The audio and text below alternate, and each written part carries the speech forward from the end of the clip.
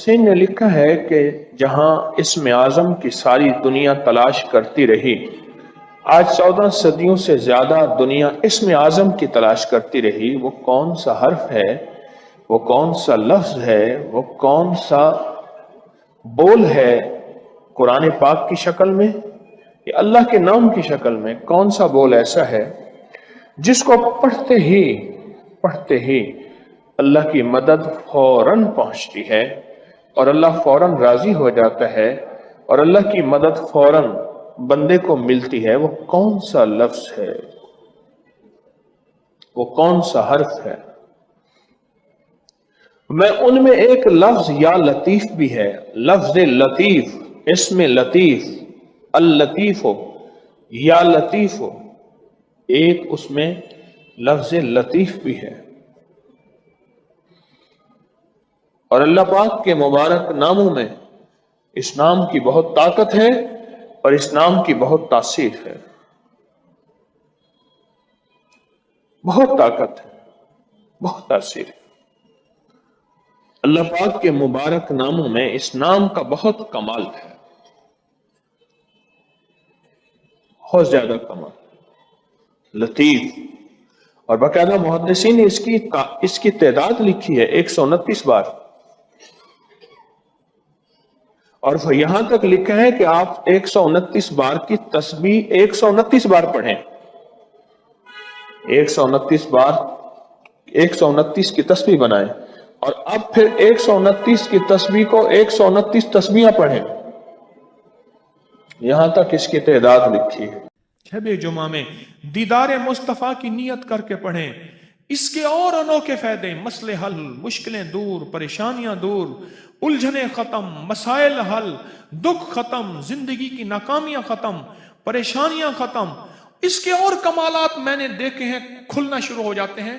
اس کی دلیل میں ایک بات کہوں گا، ذرا میری طرف دیکھ کے سنیے گا، دیکھ کے سنیے گا۔ اس کے دلیل میں ایک بات کہوں گا، وہ یہ کہوں گا، ہر وہ عمل جو شب جمعہ میں کیا جائے ہمیشہ قبول، مقبول اور محبوب ہوتا ہے۔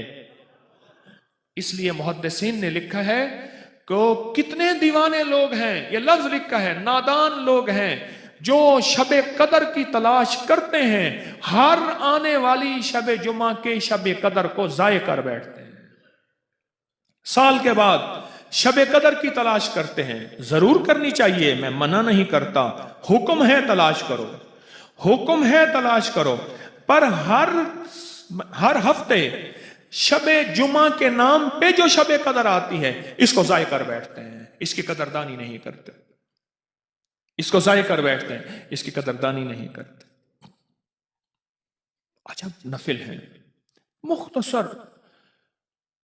شیخ الحدیث رحمۃ اللہ نے اپنی کتاب فضائل درود شریف میں لکھا، مختصر، پر اس کا نتیجہ، اس کا کمال اخیر اور اخیر ہے، اور اخیر، اور اس سے دنیا کے مسئلے حل ہونا شروع ہو جاتے ہیں، دنیا کی زندگی کی الجھنیں۔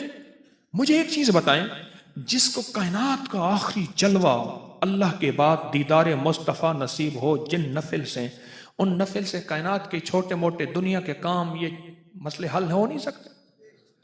سوچیں تو صحیح، آخری ہستی اللہ کے بعد کون ہے؟ سارے کہو محمد الرسول اللہ، آخری ہستی، آخری ہستی۔ 2 رکعت نماز نفل پڑھیں شب جمعہ میں۔ شب جمعہ کہتے ہیں جمعرات کا دن ہو، مغرب کے بعد جو وقت شروع ہوتا ہے، جمعرات کے دن مغرب ڈوبنے کے بعد جو وقت شروع ہوتا ہے اسے کیا کہتے ہیں؟ شب جمعہ۔ جمعرات کے دن مغرب کے بعد ڈوبنے کے بعد جو وقت شروع ہوتا ہے اسے شب۔ یہ حضرت علی کرم اللہ وجہہ کی روایت ہے، ایک کتاب میں ہے، دوسری کتاب میں، تیسری کتاب میں۔ میں صرف ایک کتاب کا حوالہ دوں گا، فضائل درود شریف، حضرت شیخ الحدیث رحمۃ اللہ علیہ نے اس کو لکھا ہے، ابھی اٹھا کے دیکھ لیجئے۔ میں صرف ایک کتاب کا حوالہ ان 2 نفل کے لیے دے رہا ہوں۔ فضائل درود شریف تو جانتے ہیں نا، حضرت شیخ الحدیث رحمۃ اللہ علیہ نے اس ایک کتاب کا حوالہ آپ کو دے رہا ہوں، اور کئی کتابوں میں مختلف روایات سے یہ 2 نفل کے کمالات اور فضائل اور فوائد موجود ہیں۔ جو بندہ 2 رکعت نماز نفل پڑھے شب جمعہ میں، اور شب جمعہ مغرب سے لے کر فجر سے پہلے تک ساری شب جمعہ ہے، غور سے سمجھیے گا، مغرب کی ڈوبنے سے لے کر اور نماز فجر کے اگلے دن کی نماز فجر کے وقت پہلے ہونے سے پہلے، یہ روزے کا وقت تک، جیسے روزے کا وقت شروع ہوا سحری کا وقت، سحری کے وقت تک یہ ساری شب جمعہ ہے۔ جو بندہ 2 رکعت نماز نفل پڑھے، پہلی رکعت میں سورۃ فاتحہ کے بعد 11 بار آیت الکرسی، دوسری رکعت میں سورۃ فاتحہ کے بعد 11 بار قل هو اللہ نفل ختم، بولو مشکل، پڑھ کے سلام پھیریں اور پھر حضور کی بارگاہ میں درود پاک پڑھتے پڑھتے پڑھتے سو جائیں، لکھا ہے اسے دیدار مصطفیٰ نصیب ہوگا۔ اللہ اکبر، مدینے والے کا دیدار نصیب ہوگا، آقا مدینے والے کی زیارت نصیب ہوگی، اتنا زبردست۔ اور میں نے جس کو بتایا، کسی کو جلدی کسی کو دیر سے، کوئی فرد آج تک شاید ہوگا، میں دعویٰ نہیں کر سکتا کہ جس نے یہ عمل متواتر یقین اور اعتماد اور اعتقاد کے ساتھ، آخر شیخ الحدیث نے اپنی کتاب فضائل درود شریف میں ایسے نہیں لکھا، آج جا کے دیکھیے گا، ایسے نہیں لکھا، اور کئی کتابوں میں حوالے ہیں، چونکہ یہ کتاب مشہور عام ہے اس لیے اس کا حوالہ دے رہا، لکھا ایسے نہیں ہے۔ حضرت علی کرم اللہ وجہہ کی روایت اور بعض روایات سے ایسے نہیں لکھا، اس کے اندر طاقت اور تاثیر ہے۔ اور میں نے دیدار مصطفیٰ کے لیے بڑے عمل دیکھے، میں نے سب سے مختصر عمل یہی پایا اور اس کی بڑی تاثیر پائی، دیدار مصطفیٰ نصیب ہوتا ہے۔ اور بعض محدثین کے واقعات میں ایک انوکھی بات میں نے پڑھی، میں خود پریشان ہو گیا، پریشان سے بہت حیران ہو گیا۔ فرماتے ہیں اس نفل کے پڑھ پڑھ کے ہمارے ساتھ اب یہ معاملہ ہو گیا ہے کہ روایت ہے، یہ حدیث ہے، اور اس کی سند ہمیں کمزور نظر آ رہی ہے۔ یہ ان لوگوں کو بات سمجھ آئے گی جو حدیث کے اسناد، مسلسلات اور حدیث کی اسناد میں توجہ رکھتے ہیں۔ اور ہم نے خود آقا مدینے والے سے ڈائریکٹ پوچھ لیا، حضور یہ آپ کا فرمان صحیح ہے؟ آپ نے فرمایا ہاں صحیح ہے۔ بولو کلام مصطفیٰ نصیب ہو جائے، دیدار مصطفیٰ سے آگے کلام مصطفیٰ، مدینے والے سے ہم کلامی ہو جائے، گفتگو شروع ہو جائے۔ کیا اللہ کے لیے اس بات کے کوئی اللہ قادر نہیں ہے؟ فرماتے ہیں کہ کوئی کسی حدیث کے بارے میں، کسی واقعے کے بارے میں کوئی ہمیں شک گزرا ہو، بلکہ ایک محدث کا واقعہ پڑھ رہا تھا، مجھے غزوہ حنین کا ایک واقعے کے بارے میں شک تھا کہ ایک نے کہا اتنے ہیں، ایک نے کہا اتنے ہیں۔ میں نے کہا چلو میں اپنے خود مدینے والے سے پوچھ لیتا ہوں۔ کہا مدینے والے سے میں نے پوچھا تو آپ نے فرمایا فلاں روایت والے نے ٹھیک لکھا ہے۔ مجھے ایک شخص نے اور عجیب بات بتائی، لوگ مجھے اپنے تجربات بتائیں، جیسے میں ملوالی میں آیا، یہاں آیا، اور یہ میں آپ کو آ کے بتا رہا ہوں۔ آپ میں سے کتنے ایسے ہیں جو عشاق ہیں، کرنے والے ہیں، پھر وہ مجھے ریزلٹ دیتے ہیں۔ ایک بندے نے مجھے عجیب بات بتائی، فرمایا اس نفل کا مجھے یہ فائدہ ہوا ہے، مسلسل پڑھنے سے اور یقین اور گڑ گڑا اور بھیکاری بن کے یہ فائدہ ہوا ہے، اب کوئی مسئلہ ہو میں ڈائریکٹ مدینے والے سے پوچھ لیتا ہوں۔ 2 نفل ہیں شب جمعہ میں، شب جمعہ میں۔ اچھا ان 2 نفل پڑھنے میں 11، پہلی رکعت میں 11 بار آیت الکرسی، سورت دوسری رکعت میں 11 بار سورت جو ملاتے ہیں 11 بار کیا؟ سورت اخلاص قل هو۔ اب بولے اس میں 10 منٹ 20 منٹ آدھا گھنٹہ 2 گھنٹے کتنے لگتے ہیں؟ سوچیں تو صحیح، اتنے مختصر نفل، اتنے مختصر نفل، اتنا مختصر عمل، یہ 2 نفل شب جمعہ میں۔ اللہ کی عظمت ہے، اللہ کی بڑائی ہے۔ فجر سے پہلے اس عمل کو نہ چھوڑا کریں۔ آپ کی تونگری، آپ کا مال، آپ کی حفاظت، آپ کی نسلوں کی حفاظت، آپ کے رزق کی حفاظت، آپ کے صحت کی حفاظت، یہ حیرت انگیز طور پہ اللہ پاک غیبی نظام بناتا ہے اور سارا نظام بہترین چلتا ہے۔ قرآن کہتا ہے کہ صبح سانس لیتی ہے، وَالصُّبْحِ اِذَا تَنَفَّسَ۔ کیا معنی ہے اس کا؟ سانس زندگی ہے، اور صبح کے وقت جو سانس ہوتا ہے وہ کہیں نہیں ملتا۔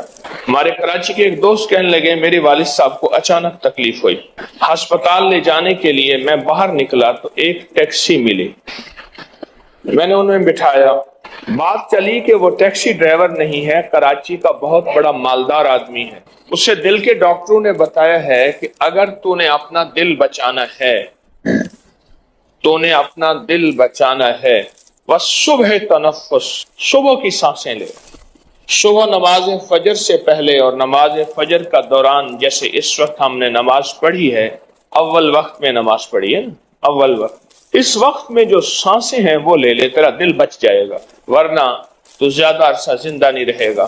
تو اس نے کہا میں نے سوچا کہ صبح کی سانسیں لینے کے لیے کیا کروں، میں نے اپنی سادہ پرانی سی گاڑی نکالی اور کراچی کی سڑکوں پہ پھرتا ہوں ٹیکسی ڈرائیور بن کے، جبکہ میں خود کراچی کا بہت بڑا رئیس ہوں، مالدار ہوں۔ بس صبح تنفس، یہی آیت ہے، اذا تنفس، ایک لفظ ہے، اس پہ آپ ذرا غور کیجئے گا۔ سانس ہے تو زندگی ہے، اگر یہ سانس نہیں تو زندگی نہیں۔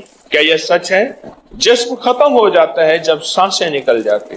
صبح میں رزق کا سانس ہے، صبح میں صحت کا سانس ہے، صبح میں جوانی کا سانس ہے، صبح میں رانائیوں کا سانس ہے، صبح میں فٹنس کا سانس ہے، اور صبح میں برکت کا سانس ہے۔ ہمارے ہاں کچھ مہمان گئے وہاں حویلی کی طرف، اس شہر میں جا کے رہے، مجھ سے کہنے لگے وہاں دن بہت بڑا ہے اور دن میں برکت ہے۔ میرے بھائی صاحب ساتھ بیٹھے کھانا کھا رہے تھے، کہنے لگے اصل میں لاہور میں دن کے 11-12 بجے اٹھتے ہیں، یہاں فجر کو اٹھتے ہیں، اس لیے دن بڑا ہے، اور فجر کی برکت سے دن میں برکت ہے۔ فجر وہ وقت ہے جب رزق تقسیم ہوتا ہے، اور تسبیح خانے نے تو کمال کر دیا، میرے اوپر بھی آپ کے اوپر بھی، کہ فجر کی دعائیں پڑھائیں حیرت انگیز، فجر سے پہلے دعائیں پڑھی لاجواب، فجر سے پہلے دعائیں پڑھی آیت الکرسی۔ ایک صاحب مجھ سے کہنے لگے، یہ پروگرام میں انہوں نے ایک بات بتائی اور ویسے بھی کئی لوگوں نے بتایا اور میں نے آپ کو بارہا بتایا، جو رزق کی تونگری چاہتا ہے، رزق مال چاہتا ہے، جو رزق اور مال چاہتا ہے اور مال بھی بے بہا چاہتا ہے اور چاہتا بھی حلال ہے، یہ شرط ہے، حلال، طیب، طاہر، اور وہ کریم شہنشاہ اس بات پہ قادر ہے، دے تو حلال دے، تو وہ فجر سے پہلے آیت الکرسی پڑھے چند بار، نماز کی طرف جاتے ہوئے، آپ کا تسبیح خانہ نماز کی طرف جانا ہے، نماز کی طرف جاتے ہوئے چند بار آیت الکرسی پڑھے۔ مجھے کہنے لگے کہ رب نے میرے لیے برکت، وسعت، تونگری، دولت، عزت، مال کے حیرت انگیز دروازے کھولے اور بہت باکمال دروازے کھولے، رب نے میرے لیے برکت اور وسعت کے دروازے کھولے ہیں اس آیت الکرسی کی وجہ سے۔ اس میں ایک راز بتاتا ہوں، غور سے سمجھے گا۔ رات بھی آپ مجھے کہہ رہے تھے کہ ہمیں راز بتایا کریں، میں نے کہا جب سوتے ہو مجھے دکھ ہوتا ہے، پھر بات مختصر کر کے چلا جاتا ہوں۔ رات کو آفات اور بلائیں اترتی ہیں، غور سے نکتہ سنیے گا، آیت الکرسی کا راز سنیے گا۔ کوئی بھی عمل کر رہے ہیں، بیکار نہیں کر رہے آپ۔ افاسبتم انما خلقناکم عبثا، تم سمجھتے ہو کہ ہم نے تمہیں بیکار پیدا کر دیا؟ رات کو رحمتیں اترتی ہیں، آفات اترتی ہیں، آفات کا کچھ حصہ فجر تک رہتا ہے، رحمتوں کا حصہ فجر تک رہتا ہے۔ اگر وہ رحمتوں کا حصہ ہم لینا چاہتے ہیں، آفات، بلیات جو رزق کو کھا جائیں، جو صحت کو کھا جائیں، جو تمنگری کو کھا جائیں، جو راحت کو کھا جائیں، جو نسلوں کو کھوکھلا کر دیں، جو گھروں میں چین سکون ختم کر دیں، جو ہماری زندگی میں روگ بھر دیں، جو ہمیں اپنے فن اور سبجیکٹ سے دور کر کے فقیر، غریب، منگتا، بھکاری کر دیں، وہ آفات، وہ بلیات، وہ آفات، وہ بلیات، جب بندہ چند بار آیت الکرسی پڑھتا ہے، اللہ پاک جل شانہ اس سے حفاظت فرماتے ہیں، اور رحمتوں کا وہ حصہ جو بچ جاتا ہے اس کی شان کریمی سے اتنا زیادہ آتا ہے، وہ سارا حصہ اسے عطا کر دیتا ہے۔ اس لیے بندے کہتے ہیں کہ فجر سے پہلے ہم آیت الکرسی جب پڑھتے ہیں مسجد کی طرف جاتے ہوئے، ہم تمنگر ہو جاتے ہیں، ہم مالدار ہو جاتے ہیں،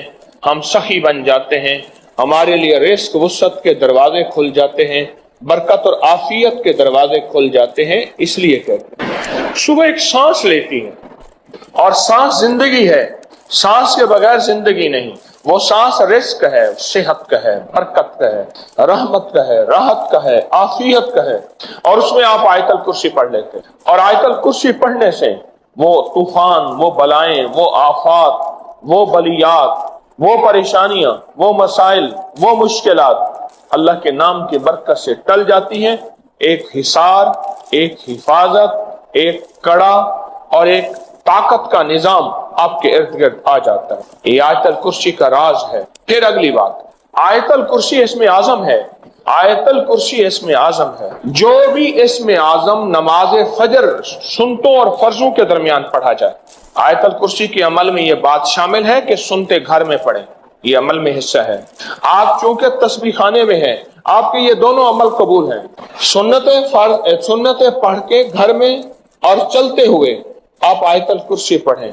सुन्नतों और फर्जों के दरमियान का जो अमल है कबूलियत का अमल है। उसकी वजह है अमल से पहले दुआ कबूल होती है, अमल के दरमियान दुआ कबूल होती है, अमल के बाद दुआ कबूल होती है। अब दराजात हैं, अमल से पहले दुआ कबूल होती है, अमल के दरमियान दुआ मकबूल होती है, अमल के बाद दुआ महबूब होती है। अमल से पहले दुआ कबूल होती है, अमल के दरमियान दुआ मकबूल होती है, अमल के बाद दुआ महबूब होती है। आप आयतल कुर्सी जब पढ़ रहे हैं, हिफाजत का अनोखा निजाम है, और इसमें आजम की अनोखी तासीर है, और इसमें आजम का अनोखा ताकत का कमाल है। इसमें आजम की ताकत और कमाल की बरकत यह है कि आपकी जिंदगी में तरक्कियां, इज्जतें, शान और शौकतें, सारा दिन की हिफाजत, सारे दिन का रिस्क और सारे दिन की किफायत, हर आफत, हर बला, हर वबा, हर दुश्मन, हर वार और हर हासिद का हसद, हर नजर बद की नजर से अल्लाह पाक इस आयतल कुर्सी की बरकत से महफूज फरमा देते हैं। क्या निजाम है अनोखा, क्या निजाम है अनोखा। शेख तकीउद्दीन इब्ने दकीक अल-ईद रहमतुल्लाह अलैह बड़े बुजुर्ग थे। हमेशा चादर ओढ़ के मस्जिद में आते थे, जुमे की नमाज पे आते थे। आज तक उनका चेहरा किसी ने नहीं देखा था। जब भी जुमे पे आते थे, बाकी नमाजों में नहीं आते, अपनी घर के करीब की मस्जिद में जमात से नमाज पढ़ते। आखिरी वक्त में फरमाया, एक राज है बता के जाना चाहता हूँ। वो राज ये है कि मैंने सुना था जो इमाम से पहल करेगा, जो इमाम से पहल करेगा रकू, सजदा, कयाम, किसी भी चीज में, उसका चेहरा गधे का बना दिया जाएगा कयामत के दिन। मैंने सोचा मैं पहल करके देखूं तो सही, क्योंकि अल्लाह के करीब था। करीब वालों को पकड़ ज्यादा होती है कि तुम तो राज और नियाज जानते थे, तुम भी ऐसा करते हो। अल्लाह ने दुनिया में मेरा चेहरा गधे का बना दिया, दुनिया में मेरा चेहरा गधे का बना दिया। सारी उम्र में मुंह ढांक के आता रहा, और मैं मरने लगा हूं, लोगों से कह रहा हूं ख्याल करना इमाम से पहल ना कर। और अल्लाह का वादा सच्चा है, अल्लाह का वादा हक है, मैं उसकी नेमत बढ़ा देता हूं। और मैंने देखा है अल्लाह ने उसकी नेमतों को बढ़ा दिया है। एक दरवेश थे, एक मस्जिद है कुबे वाली, उनमें उनकी कब्र है। कुछ ज्यादा साल नहीं गुजरे, ज्यादा 40-50 साल गुजरे होंगे। वो जब दुनिया से फौत हो गए तो उनकी दिल की धड़कन बहुत तेज थी। दिल है, जिंदा है, कहीं फौत हो गया। डॉक्टर को बुलाया, उसने कहा जी जिस्म सारा फौत हो गया है। उसने कहा दिल नहीं मरा। मैं उनकी कब्र पे कभी कभार जाया करता हूं, एक मस्जिद के एक कोने में है। वो दिल जिंदा था, धड़क रहा था।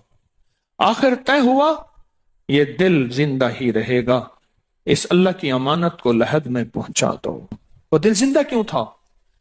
उस शख्स के, उस दरवेश के कुछ मामूलात हैं, मैं बताता हूं। वो कभी वजू का पानी ज़ाया नहीं करते थे, वजू एहतमाम से करते थे, थोड़े पानी से वजू करते थे, मिसवाक इस्तेमाल करते थे। वो हर वक्त बंदा जिक्र करता था, और कभी सूरत मुल्क ना पढ़ी हो और सोए हो, सूरत मुल्क याद की, फिर याद की, फिर याद की सूरत मुल्क, और कभी और दरूद पाक का इस्तेमाल करते थे। लेकिन पढ़ते कैसे थे? आज एक दरूद पाक पढ़ने की अदा मुझसे सीख लें और मुझे सिखा दें, हम सब सीखने वाले हैं। रसूलुल्लाह सल्लल्लाहु अलैहि वसल्लम का, मेरे कमली वाले की अदाओं का इस्तेहजार करते हुए, मेरे हुजूर की वफाओं का, मेरे हुजूर के एहसानात का, एहसानात ساری کائنات کے جتنے بھی ہیں ان کے احسانات ہیں، میرے حضور کے جو احسانات ہیں ان سے بڑھ کے کوئی احسان نہیں۔ کسی نے امام زید سے پوچھا، جن کے نام پہ زیدی سادات ہیں، وہ ڈوب کے کچھ پڑھ رہے تھے، بہت ڈوبے ہوئے۔ کسی نے پوچھا کہ آقا کیا پڑھ رہے تھے؟ فرمایا درود پاک پڑھ رہا تھا۔ اور پوچھا کہ حضرت یہ ڈوب کے کیا؟ کہا اپنے بڑوں کے احسانات کا استحضار تھا کہ انہوں نے ہم پہ احسان کیا۔ امام زید کی ادائیں ہیں، استحضار ہو ساری کائنات کے احسانات، لیکن جو احسان میرے کملی والے کا ہے وہ کسی کا ہو نہیں سکتا، جو احسان میرے آقا کا ہے وہ کسی کا ہو نہیں سکتا۔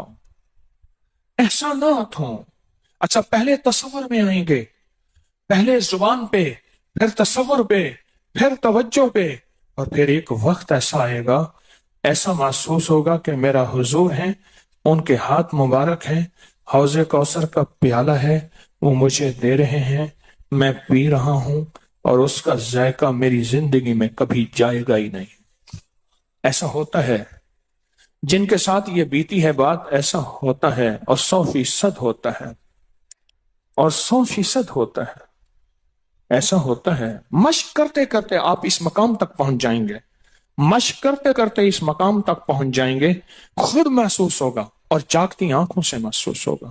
اور مشق کرنی ہے حضور کے احسانات کو سامنے رکھ کے، ایک تصویر درود پاک پڑھ لیا کریں زندگی میں، روز ایک، چاہے زندگی یعنی دن میں کسی وقت بھی صبح شام پڑھ لیں بہتر ہے، ورنہ ایک تصویر ایسی جس میں حضور کے احسانات ہوں کہ یا رسول اللہ آپ کی برکت سے آج میری پیشانی سجدوں میں ہے، یا رسول اللہ آپ کی برکت سے آج میں آپ سے مانگنے والا، آپ کے رب سے مانگنے والا ہوں، اور اس کے غیر سے مانگنے والا نہیں ہوں، یا رسول اللہ آپ کی برکت سے میں قرآن کا حامل ہوں، سجدوں کا حامل ہوں، نماز کا حامل ہوں، اور آپ کی برکت سے یہ ملا مجھے نیکیاں، یہ عبادتیں، یہ سعادتیں، یہ راحتیں، یہ رحمتیں، یہ برکتیں، یہ خیریں ملی، یا رسول اللہ آپ کی برکت سے۔ ایک تصویر ایسی ہو جس میں میرے آقا کے احسانات کا سخت ترین تصور ہو، سخت ترین خیال ہو، اور سخت ترین استحصار، ایک تصویر ایسی ہو۔ اچھا پہلے یہ تصور میں بات آئے گی، پھر تصور بڑھتا چلا جائے گا، پھر یہ تصور ترقی کی راہیں اختیار کرے گا، پھر یہ ترقی اور آگے بڑھے گی، بڑھتے بڑھتے ایک وقت ایسا آئے گا کہ احساس ہوگا کہ حضور سامنے تشریف فرما ہے اور میں آقا کے قدموں میں بیٹھا ہوں۔ آنکھوں سے، جاگتی آنکھوں سے جلوے نظر آئیں گے، جاگتی آنکھوں سے نقشے نظر آئیں گے، جاگتی آنکھوں سے دیدار مصطفیٰ نصیب۔ کئی درویش تھے، کئیوں نے کہا ہمارے لاہور میں شادرہ ہے، وہاں ایک صاحب تھے، کسی درویش کے پاس گئے، اس نے کہا جی مجھے حضور کا دیدار کرا دیں۔ فرمایا آنکھیں بند کر۔ آنکھیں بند کر کی تو اس دم اس کی جھٹکے سے آنکھیں کھولی، کہا اللہ کی قسم میں نے حضور کا دیدار کر لیا۔ جاگتی آنکھوں سے آپ ایک آج فیصلہ کریں، ایک تسبیح درود پاک کی پڑھیں، صبح شام پڑھیں، 12 تسبیحاں پڑھیں، 16 پڑھیں، 100 پڑھیں، 1000 پڑھیں، لاکھ پڑھیں روزانہ، لیکن ایک تسبیح ایسی ہو جس میں حضور کے احسانات، حضور کی شفقتیں امت پہ، حضور کی محبتیں امت پہ، میری کملی والے کی عطائیں، شفقتیں، مہربانیاں، کمالات، احسانات، اس کا تصور کرتے ہوئے پڑھیں۔ پہلے تصور نہیں جمے گا، پھر آہستہ آہستہ یہ تصور توجہ میں تبدیل ہوگا، تصور توجہ میں تبدیل ہوگا، پھر یہ توجہ دھیان بن جائے گا، پھر دھیان اعتقاد بن جائے گا، ایقان کہتے ہیں جسے، پھر ایقان یقین کی شکل اختیار کرے گا۔ جب یقین بنے گا نا، پھر ایسے اللہم صلی علی پڑھیں گے اور صلی علی کے سارے نقشے سامنے آ جائیں گے، صلی علی کے سارے نقشے سامنے آ جائیں گے، ساری کیفیتیں سامنے آ جائیں گے۔ ایسے لوگوں کو سنو جو فائدہ ہوتا ہے وہ طی الارض حاصل ہو جاتا ہے، ایسے لوگوں کو طی الارض حاصل ہو جاتا ہے۔ طی الارض یہ ہے کہ اللہ کے بعض اولیاء بندے ایسے ہیں وہ پہلا قدم اٹھاتے ہیں تو دوسرا قدم 1400 میل کا ہوتا ہے. پہلا قدم کے بعد جب دوسرا قدم وہ 1400 میل کا. طی الارض کی آج میں نے آپ کو بنیاد بتا دی. وہ میرے آقا کی محبتیں اور میرے آقا کے احسانات اور میرے کملی والے کے احسانات کا تصور کر کے استحزار قلبی، استحزار لسانی، یہ پڑھ کے درود پاک پڑھیں. زبان سے درود پاک پڑھیں، قبول. بے دہانی سے پڑھیں، قبول. درود ہے ہی ایسی عبادت، بے توجہ سے پڑھیں، قبول. مصروف زندگی میں پڑھیں، قبول. وضو پڑھیں، قبول. بے وضو پڑھیں، قبول. پر ایک تسبیح کوئی ایسی بھی پڑھ کے دیکھ لیں جو میری آخرت کا سامان بن جائے، اور دنیا میں مرنے سے پہلے اللہ میرے دل کی آنکھیں کھول دے. چہرے کی تو کھلی ہیں، اللہ دل کی کھول دے. ہاں، دل کی آنکھیں جس کی کھل جاتی ہیں وہ زندگی میں کامیاب، دنیا میں کامیاب، عزتوں کے تاج، شان و شوکت کے تاج. جس کی دل کی آنکھیں کھل جاتی ہیں وہ نامراد بھی ہے نا تو بامراد ہو جاتا ہے. اور جو بندہ حضور کے احسانات کے ساتھ ایک تسبیح درود پاک کی پڑھے گا وہ نامراد سے بامراد ہوگا. اور بامراد کیسے ہوگا؟ ذرا غور سے سنیں. بامراد کیسے ہوگا؟ ذرا غور سے سنیں. بامراد ایسے ہوگا کہ اللہ پاک اگر اس کی پیشانی پہ بدبختی، شقاوت، ذلت، لعنت لکھی ہے، اللہ درود پاک استحضار سے پڑھنے کی برکت سے اس کی پیشانی پہ رحمت، عطا اور شفقت، مہربانی، محبت اور کرم لکھ دیتا ہے. ایک تسبیح ایسی پڑھ لیں جس ایک تسبیح پہ استحضار ہو، دل کی کیفیتیں، دل کی گہرائیاں ہوں. جس ایک تسبیح پہ، اس ایک تسبیح کے بعد پھر آپ اپنے وجود کو دیکھیں. ایک فائدہ اور ہوگا جو جنہوں نے یہ عمل کیا انہوں نے بتایا. ایک فائدہ اور ہوگا، وہ فائدہ یہ ہوگا کہ جسم ہواؤں میں تحلیل ہو جائے گا. یہ وجود ختم ہو جائے گا، یہ جو موجودہ وجود ہے. دیکھیں، آپ جو خواب دیکھتے ہیں نا وہ بھی آپ کا وجود ہوتا ہے، وہ روح کی دنیا کا وجود ہوتا ہے، یہ تن اور من کی دنیا کا وجود ہے. اس وجود کو فنا ہے، روح کی دنیا کے وجود کو فنا نہیں ہے، بقا ہے. پھر آپ کو روح کی دنیا کا وجود ملے گا، اور روح کی دنیا کا وجود پھر کائنات کی سیر کرے گا اور کائنات کے جلوے دیکھے گا، کائنات کے مظاہر اور منظر دیکھے گا. پھر آپ زبان پہ نہیں لا سکیں گے کہ لوگوں کے برتن چھوٹے ہیں. اور فرمایا پھر یہ شخص اپنے آپ کو چھپائے گا ایسے جیسے کوئی ناپاک کپڑے کو چھپاتا ہے، اپنے عیبوں کو جو چھپاتا ہے ایسے اپنی اس ولایت کو چھپائے گا. ایک تسبیح سے ابتدا ہوتی ہے، ایک تسبیح سے. میرے شیخ رحمت اللہ علیہ نے مجھے 1984 میں بیعت فرمایا اور اس ایک تسبیح کے پڑھنے کی ترتیب فرمائی. اللہ کرے مجھے بھی مل جائے. مشق کریں، محنت کریں، ایک تسبیح ایسی مل جائے درود پاک کی جو میرے وجود کے اندر کے سارے نظام کو دھو دے، میرے من کو، میرے تن کو دھو دے، میرے جذبوں کو دھو دے، میری آنکھوں کو، میرے کانوں کو دھو دے، میرے ہاتھ پاؤں کو دھو دے، میری ناپاک تنہائیوں کو دھو دے، اور ایسا دھو دے کہ جب اللہ کے حضور حاضر ہوں جیسے میرا کفن سفید ہو ایسے میرا دل بھی سفید ہو، سیاہ نہ ہو. یہ ایک تسبیح میری زندگی میں، ایک تسبیح ایسی ہو میرے حضور کا احسان کر، آپ کے احسانات. اللہم صلی علی محمد و آل محمد، اللہم صلی علی محمد کما تحب و ترضى له، اللہم صلی علی محمد بعدد کل داء و دواء وبارک وسلم. کوئی بھی درود، مسنون درود ہے، اسے پڑھیں، ایک تسبیح پڑھیں، پر پڑھیں ایسے. اور میں یہ نہیں کہتا کہ صرف ایک ہی پڑھیں، یہ میں ابتدا بتا رہا ہوں، یہ ابتدا بتا رہا ہوں. اگر اس ابتدا میں ایک تسبیح ایسی پڑھنی شروع کر دیں، زندگی کمال، حیرت انگیز کمال. ٹینشن کا علاج آخری درجے کا، ذہنی دباؤ تناؤ کا علاج، ہائی بلڈ پریشر کا علاج، لا علاج بیماریوں کا علاج، الجھی ہوئی زندگی کا علاج، ناممکن مسائل کا علاج اور پریشانیوں کا علاج، دکھوں کا علاج، مسئلوں اور مشکلوں کا علاج، ایک تسبیح دھیان سے پڑھی ہوئی. پھر ایک تسبیح کریں گے کیا؟ یہ فرشتوں کو ہدیہ کریں کہ میرے آقا کی بارگاہ میں پہنچائیں. نیک زمزم کی روحیں ان کو ہدیہ کریں، میرے آقا کی بارگاہ میں پہنچائیں. اور اللہ کے نیک ولیوں کو، صالحین کو ہدیہ کریں، اور نیک جنات کو ہدیہ کریں. ہاں، یہ ایک تسبیح ہدیہ کریں. فرمایا کتابوں میں ہے جتنی بھی نیک روحیں ہیں اس دنیا میں، کائنات میں، جہاں بھی وہ بندہ فوت ہوتا ہے، ہر نیک روح، جنتی روح زمزم کے کنویں میں اس کا قیام ہے، اس کا مسکن، اس کا قیام زمزم کے کنویں میں ہے. اور جتنی بھی بدکار روحیں ہیں وہ دنیا میں جہاں بھی مرے، ان کا قیام برہوت ایک کنواں ہے جو یمن میں ہے، اس کنویں میں ان کا قیام ہے. حضرت شیخ الحدیث نے اپنی کتاب میں لکھا رحمت اللہ علیہ نے، فرمایا کہ ایک شخص تھا، امانتیں رکھتا تھا، لوگ امانتیں اس کے پاس رکھتے تھے. ایک شخص امانت رکھ کے اس کے پاس سفر میں گیا، عرصے کے بعد آیا تو وہ فوت ہو گیا تھا. بیٹا امانت دینے سے انکاری تھا، پریشان ہوا، مکہ کے درویشوں کے پاس گیا کہ کیا کروں. فرمایا رات کے آخری پہر میں زمزم کے کنویں پہ جا اور آواز دے اس شخص کو جو امانتیں رکھتا تھا. تجھے پہلی آواز میں جواب دے گا اور تجھے بتائے گا کہ تیری امانت کہاں ہے.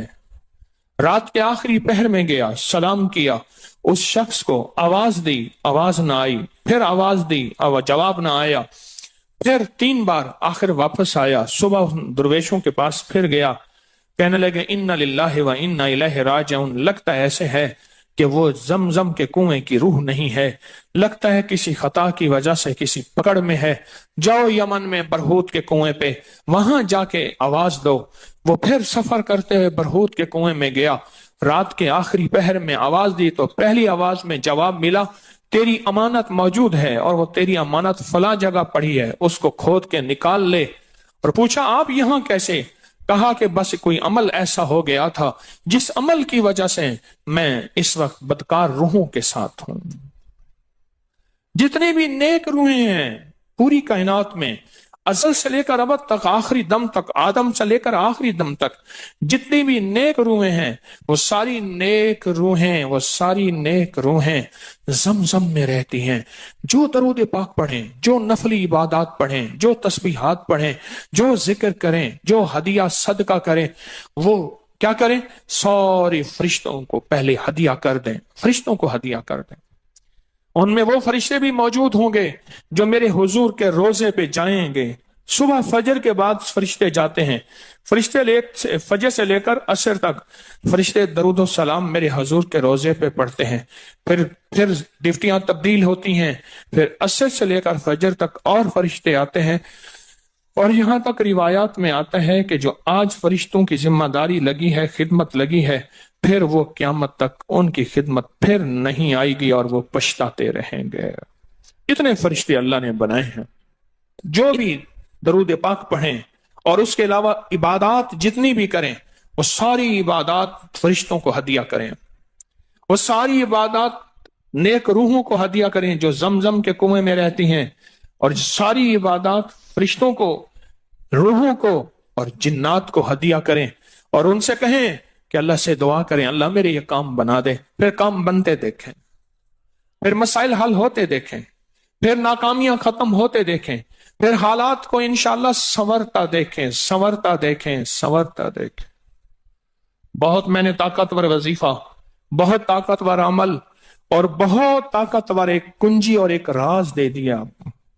بہت عجب عمل ہے، بہت طاقتور اور بہت حیرت انگیز عمل ہے جو میرا نہیں، صدیوں سے آزمودہ ہے، صدیوں سے آزمودہ ہے. اللہ کے دوست اس کو کرتے چلے آئے ہیں اور اللہ کے دوستوں کا آزمودہ عمل ہے بہت زیادہ، بہت زیادہ. پر ایک تسبیح ایسی ہو جو توجہ، جو احسانات کا تصور کر کے، جو میرے کملی والے کے احسانات کا تصور کر کے، تصور کر کے، تصور کر کے، احسانات کا تصور کر کے ایک تسبیح ایسی ہو ڈوب کے، یا اللہ دنیا میں ایسی جگہ کوئی کہیں ہوتی یا اللہ دنیا میں ایسی جگہ کوئی کہیں ہوتی، اکیلے بیٹھے رہتے یاد تیری دل نشیں ہوتی۔ کوئی ایسی جگہ ڈھونڈ لیں، نہیں ملتی، کوئی ضروری نہیں اپنے دل کو تنہائیوں میں لے ہیں۔ وہ کیسے؟ دنیا کے مشغلوں میں ہم باخدا رہے، دنیا کے مشغلوں میں ہم باخدا رہے، سب کے ساتھ رہتے ہوئے سب سے جدا رہے، سب کے ساتھ رہتے ہوئے سب سے جدا رہے۔ کوئی لمحہ ایسا اپنے آپ کو تنہا کر لیں، کوئی لمحہ ایسا اپنے آپ کو فارغ کر لیں، کوئی لمحہ ایسا اپنے آپ کو تنہائی میں بٹھا کے نا ایک تسبیح درود پاک کی، اور تسبیح نہیں ہے یہ انگلیوں کے نشان تسبیحیں ہیں۔ یہ پھر تسبیح بھی جہاں گواہی دے گی وہاں قیامت کے دن یہ انگلیاں بھی گواہی دیں۔ پھر یہ تسبیح ہدیہ کریں، رشتے ٹوٹ پڑتے ہیں اس درود پاک کے ہدیے پہ۔ کیوں؟ ان کی غذا ہی نور ہے اور درود نور ہے، ان کی غذا ہی نور ہے اور درود نور ہے، ان کی غذا ہی یہی برکت ہے اور درود برکت ہے، ان کی غذا ہی خوشبو ہے اور درود خوشبو ہے، ان کی غذا بھی یہی ہے۔ ایک تسبیح ایسی ہو جس پہ آپ دیوانے ہو جائیں۔ یہاں تک کہ بعض مشاہدات میں یہاں تک کہتے ہیں، دیکھنے والے اہل نظر کہتے ہیں کہ ایک تسبیح جو دھیان والی پڑھی اور فرشتوں کو مسلسل ہدیہ کیا، روحوں کو ہدیہ کیا اور جنات کو ہدیہ کیا، تو کچھ ہی عرصے میں فرشتے جاگتی آنکھوں سے نظر آنا شروع ہو جاتے ہیں، اور روحیں خواب میں آ کے شکریہ ادا کرتی ہیں، اور جنات جاگتی آنکھوں سے، جنات دیکھیں اللہ نے جنات کو اوجھل کر دیا، پردے دے دیے، روحوں کے سامنے پردے دے دیے، فرشتوں کے سامنے پردے دے دیے۔ فرشتے ہیں، میری آنکھ نہیں دیکھ سکتی، ارواح کا نظام، روحوں کا نظام ہے، میری آنکھ نہیں دیکھ سکتی، جنات کا نظام ہے، میری آنکھ نہیں دیکھ سکتی۔ اللہ پاک پھر پردے ہٹا دیتے ہیں، رخ سے پردے ہٹے، رخ سے پردے ہٹے، طور جلنے لگا، میرے ساقی کا مجھ پہ کرم ہو گیا، میرے ساقی کا مجھ پہ کرم ہو گیا۔ یہ ایک تسبیح آج کا سبق ہے، کملی والے کی محبتوں کا سبق ہے، ایک تسبیح۔ درود پاک وہ عبادت ہے جس عبادت کے کرنے والا کبھی محروم نہیں رہتا، اس عبادت کو پڑھنے والا کبھی محروم نہیں رہتا۔ درود پاک وہ عبادت ہے، ہر عبادت کے لیے اخلاص کی ضرورت ہے، مخلص ہونا ضروری ہے، ہر عبادت کے لیے، ہر عبادت کے لیے اخلاص اور مخلص ہونا ضروری ہے۔ لیکن درود وہ عبادت ہے جس کے لیے مخلص ہونا بھی ضروری نہیں۔ اگر کوئی بندہ دکھاوے کی نیت سے درود پڑھتا ہے تب بھی قبول ہے، قبول ہے، قبول۔ لیکن مومن کبھی دکھاوے کی نیت سے پڑھ ہی نہیں سکتا۔ مومن کے اندر تو للہیت اور اخلاص ہوتا ہے اور اللہ کی رضا ہوتی ہے۔ مومن کبھی دکھاوے کی نیت سے درود نہیں پڑھتا۔